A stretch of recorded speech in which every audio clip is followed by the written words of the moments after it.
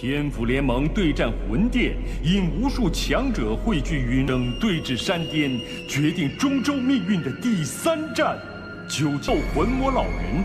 此战再成平局，两战究竟谁能成为中州霸主？ Không lâu sau, tin chiến thắng của Thiên Phủ Liên minh đã chuyển ra khắp nơi, khiến cả Trung Châu chấn động mạnh mẽ. Đồng thời, dựa vào thế lực mở rộng, Tiêu Viêm cùng toàn bộ liên minh đã đi tới càn quét khắp các thế lực liên quan tới Hồn Điện.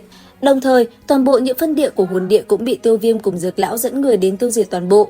Cứ thế, tên tuổi của liên minh cùng diễn biến trận đại chiến oanh liệt ấy lan truyền tới từng ngõ ngách, xác lập một vị thế bá chủ.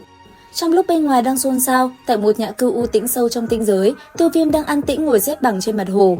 Xung quanh thân thể hắn, sóng nước tự động tiêu tán, không gian dao động kỳ dị như có một lớp lồng khí bao phủ. Sau nửa ngày thiền định, hắn chậm rãi mở mắt, tiêu hỏa mang nhạt lướt qua con người đen kịt. Tiêu Viêm khẽ nhíu mày, cúi đầu nhìn xuống bàn tay mình. Ở đó, một hạt châu màu đen thâm thúy đang lơ lửng, đó chính là tử hỏa của hư vô thôn viêm mà Tiểu Y đã nuốt chửng trước đó. Thế nhưng, Tiêu Viêm nhận ra hạt châu đen này lại thôn phệ ngược lại đấu khí và sinh mệnh lực của chủ nhân, năng lượng nó thôn phệ cũng toàn tạp chất. Nhận thấy vật này lợi ít hại nhiều, Tiêu Viêm thất vọng lắc đầu. Cái vật quỷ quái này, xem ra mình không có phúc hưởng thụ năng lực thôn phệ này rồi. Ngay khi hắn định cất hạt châu vào nạp giới để trừ hậu họa, Tiểu Y đột ngột chui ra. Nhóc con sau đó liền giang tay ôm chầm lấy hạt châu vào lòng, với vẻ mặt thèm thuồng như nhìn thấy món ngon tuyệt phẩm. Chứng kiến hành động bất ngờ này của Hỏa Linh, Tiêu Viêm chỉ biết đứng hình vì kinh ngạc. Một lúc sau, chứng kiến vẻ ra hiệu của Tiểu Y, hắn chỉ có thể gật đầu. Ngay lập tức, Tiểu Y hành động, nó bùng phát ngọn lửa đỏ vây kín hạt châu rồi dung nhập hoàn toàn vào cơ thể. Ngay sau đó, một tia hắc viêm quỷ dị từ hạt châu chui tạp vào đầu Hỏa Anh, chớp mắt nó đã nghiền nát hắc viêm thành những điểm sáng đen. Cuối cùng, chỉ thấy trên trán Tiểu Y lập tức hiện ra một ấn ký hoa sen đỏ thẫm, đan xen các đường vân đen đầy tà mị. Để biểu diễn thành quả, Tiểu Y vươn tay chộp vào hư không, tạo ra một xoáy nước năng lượng khổng lồ, năng lượng thiên địa lập tức bị Tiểu Y nuốt chửng. Chỉ trong chốc lát, một luồng năng lượng tinh thuần đến kinh ngạc truyền từ Tiểu Y sang Tiêu Viêm qua mối liên kết tâm thần. Cảm nhận nó, Tiêu Viêm trợn mắt há mồm khi thấy đấu khí trong người mình tăng tiến mà không cần vất vả tu luyện. Hắn nhận ra Tiểu Y giờ đây giống như một bộ lọc hoàn hảo, có thể thôn phệ mọi thứ để hấp thụ năng lượng rồi chuyển hóa cho mình. Đúng lúc này, Dược Lão từ không trung hạ xuống. Vừa tới, Dược Lão nói cho Tiêu Viêm biết Hồn Điện hiện đang có động thái rất kỳ lạ. Theo lời ông, chúng chủ động rút bỏ các phân điện và lẩn trốn thay vì trả đũa. Nghe vậy, Tiêu Viêm nhíu mày. Nghĩ về phụ thân đang bị giam cầm và trọng trách trấn hưng tiêu tộc, hắn tự nhắc nhở bản thân tiếp theo phải hành động cẩn trọng. Tiêu Viêm siết chặt nắm tay, dù đã đạt đến ngũ tinh đấu thánh, nhưng hắn biết bấy nhiêu vẫn là chưa đủ để đối đầu hồn tộc. Trong lúc trầm tư, Tiêu Viêm lật tay lấy ra một miếng ngọc cổ xưa, mang theo những đường vân thần bí, đó chính là đa xá cổ đế ngọc. Nhìn linh hồn ấn ký của phụ thân đang nhấp nháy ở trung tâm miếng ngọc, lòng hắn dâng lên nỗi áy náy khôn nguôi. Giữa lúc Tiêu Viêm đang chìm trong suy nghĩ, Dược Lão ho khẽ một tiếng rồi trao cho hắn một quyển trục gia thú từ Cửu U Địa Minh Mãng tộc. Tiêu Viêm nghi hoặc mở ra, những dòng chữ màu đỏ rực đập vào mắt ghi: yêu hoàng đột kích, Cửu U Hoàng Tuyền có dị biến. Thấy thế, sắc mặt Tiêu Viêm lập tức đại biến, hắn đột nhiên dừng phát dậy. Một luồng khí tức đáng sợ từ cơ thể hắn bùng phát. Trong đầu hắn lúc này chỉ còn hiện lên một cái tên với sự lo lắng tột độ, đó chính là Thải Lân. Thấy Tiêu Viêm phản ứng kịch liệt, Dược Lão vội vàng hỏi han. Sau khi xem qua quyển trục, lão mới hiểu rõ sự tình. Thì ra hiện tại, Cửu U Hoàng Tuyền, nơi Thải Lân đang bế quan, đang gặp dị biến do sự tấn công của Thiên Yêu Hoàng tộc. Đến đây, Dược Lão nhíu mày hỏi, không biết Thiên Yêu Hoàng tộc, bọn người này lại muốn làm gì nữa? Đồ Nhi sẽ mang Tiểu Y Tiêm và Thanh Lân tới thú vực để tìm hiểu. Dù Dược Lão lo lắng và muốn cử Tiêu Thần đi cùng, nhưng Tiêu Viêm kiên quyết từ chối để tổ tiên ở lại trấn giữ liên minh. Điều này cũng bởi Tiêu Viêm tự tin vào khả năng ứng phó của mình, ngay cả khi đối đầu với lục tinh đấu thánh cũng có thể rút lui an toàn. Đáp lại, Dược Lão chỉ biết gật đầu. Cứ thế không lâu sau, cảnh tượng thay đổi, chỉ thấy Tiêu Viêm, Tiểu Y Tiêm và Thanh Lân cả ba trực tiếp phá không, toàn lực bay về phía thú vực. Cùng lúc này, ở một nơi khác, thú vực lúc này đang chìm trong bầu không khí căng thẳng tột độ. Trong ba tộc đàn thống trị là Thái Hư Cổ Long, Thiên Yêu Hoàng và Cửu U Điện Minh Mã, thì Thiên Yêu Hoàng tộc đang tạm thời giữ vị thế tối cao do bộ tộc Cổ Long đã lâu không xuất hiện. Sau một thời gian im ắng, Thiên Yêu Hoàng tộc bất ngờ huy động đại quân hùng hậu, khua chiêng gióng trống bao vây tổng bộ Cửu U Điện Minh Mãng tộc, khiến cục diện trở nên dương cung bạt kiếm. Khắp nơi trong thú vực, các thế lực khác đều nín thở dõi theo, bởi ai cũng hiểu nếu hai đại tộc này thực sự khai chiến, đó sẽ là một cuộc chấn động khủng khiếp, chứ không đơn thuần là những vụ xích mích nhỏ lẻ. Giữa vòng vây thiên la địa vong ấy, mọi ánh mắt đều đổ dồn về phía Minh Xà Địa Mạch, chờ đợi một biến số có thể phá vỡ sự bế tắc này. Tại vực sâu Minh Xà Địa Mạch, không khí bao trùm bởi sự căng thẳng tột độ. Vô số cường giả Cửu U Điện Minh Mãng tộc đứng lặng người, ánh mắt lạnh lẽo nhìn lên bầu trời vốn đã bị che khuất bởi đại quân Thiên Yêu Hoàng tộc, nơi những đôi cánh khổng lồ tựa như mây đêm bao phủ. Tại ngọn núi trung tâm, các trưởng lão đang tranh luận gay gắt trước sự đe dọa của kẻ thù. Mạc trưởng lão đầy giận dữ cho rằng nếu không đánh trả, bộ tộc sẽ trở thành trò cười. Tuy nhiên, một vị trưởng lão áo xám khác lại lo ngại, nhắc về thực lực của Hoàng Thiên, tộc trưởng Thiên Yêu Hoàng tộc, người đã đạt tới ngũ tinh đấu thánh hậu kỳ. Vị này khuyên tộc trưởng nên giao ra người phụ nữ đang tu luyện trong Cửu U Hoàng Tuyền để đổi lấy bình yên. Nghe được những lời của lão, Yêu Minh hừ lạnh đầy thị uy khiến vị trưởng lão kia tái mặt im tiếng. Đồng thời, Yêu Minh tuyên bố đanh thép quát: Cửu U Địa Minh Mãng tộc ta tuyệt đối sẽ không giao người. Một khi giao ra, người khác sẽ cho rằng chúng ta sợ Thiên Yêu Hoàng tộc. Ta không cho phép bất cứ ai nhắc đến chuyện này nữa. Ở phía dưới, mọi người nghe vậy đều hiểu, dù kiên quyết nhưng tất cả biết rõ Yêu Minh khó lòng ngăn cản được Hoàng Thiên. Còn Yêu Minh, ông rất nhanh hỏi Mạc trưởng lão về việc truyền tin cho Tiêu Viêm. Đáp lại, Mạc trưởng lão cũng nói mình đã hoàn thành nhiệm vụ.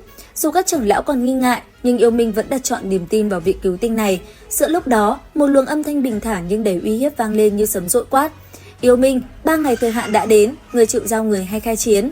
Nghe vậy, Yêu Minh bay vút lên không trung, đối diện với một bóng người mặc tử kim bào đang đứng chắp tay trên đầu con yêu hoàng khổng lồ.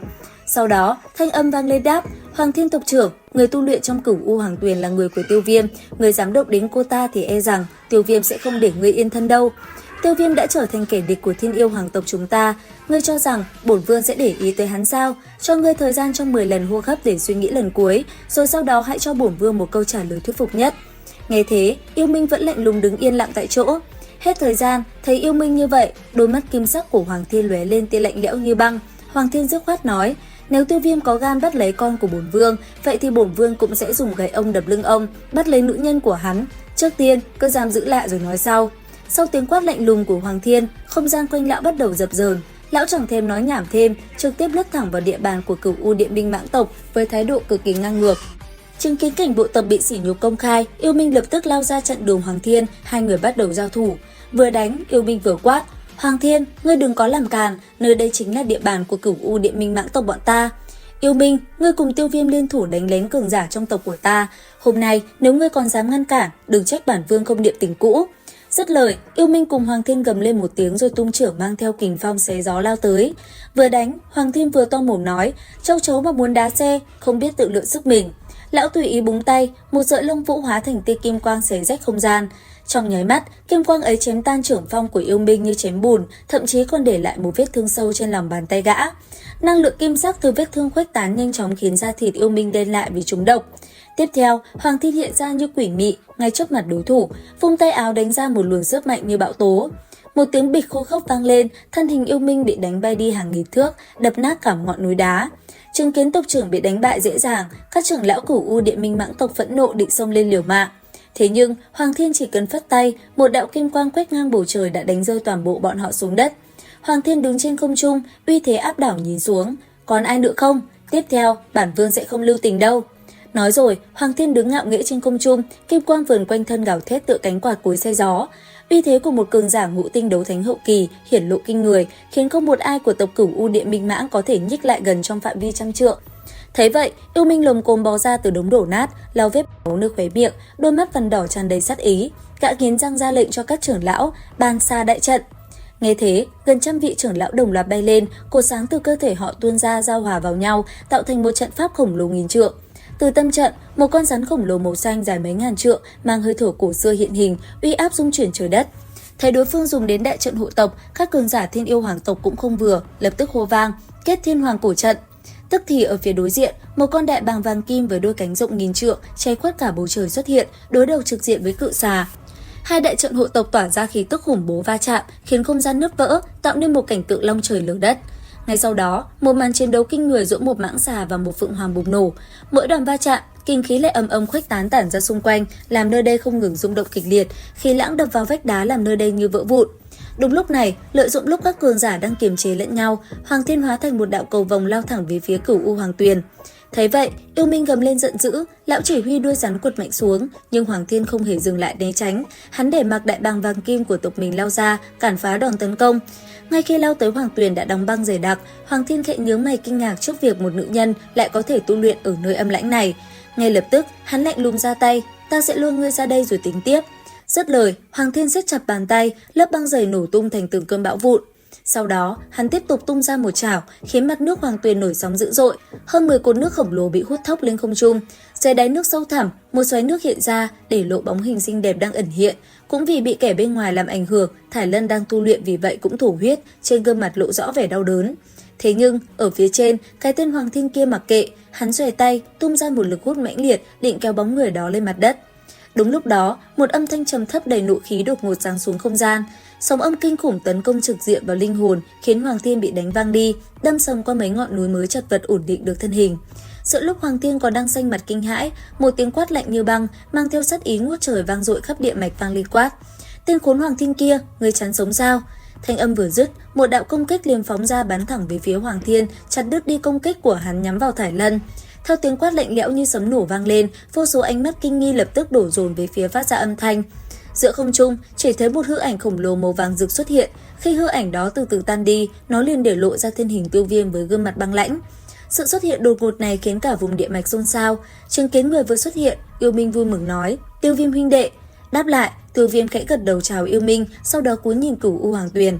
Hắn vung tay áo, ngay lập tức những cột nước đang bị hút lên bị đẩy ngược trở lại hồ, san bằng vòng xoáy khổng lồ để bảo vệ sự tĩnh lặng dưới đáy nước. Làm xong, Tiêu Viêm mới ngẩng đầu nhìn về phía Hoàng Thiên vừa bước ra khỏi đống đổ nát, sát ý trong lòng dâng cao tột độ. Hành động phá rối bế quan của Hoàng Thiên không chỉ hủy hoại công sức mà còn đe dọa trực tiếp đến tính mạng của Thải Lân, một điều mà Tiêu Viêm tuyệt đối không thể dung thứ. Hoàng Thiên đứng dậy, sắc mặt âm trầm không kém, đôi mắt kim quang nhìn chằm chằm vào Tiêu Viêm rồi chậm rãi nói: "Rốt cuộc ngươi cũng đã tới." Đến đây thì hết tập 199 phần 5. Liệu rằng tập 200 phần 5 đấu phá thương khung sẽ có gì hấp dẫn? Theo dõi kênh YouTube Review 5 phút để biết thêm chi tiết các bạn nhé. Xin chào và hẹn gặp lại!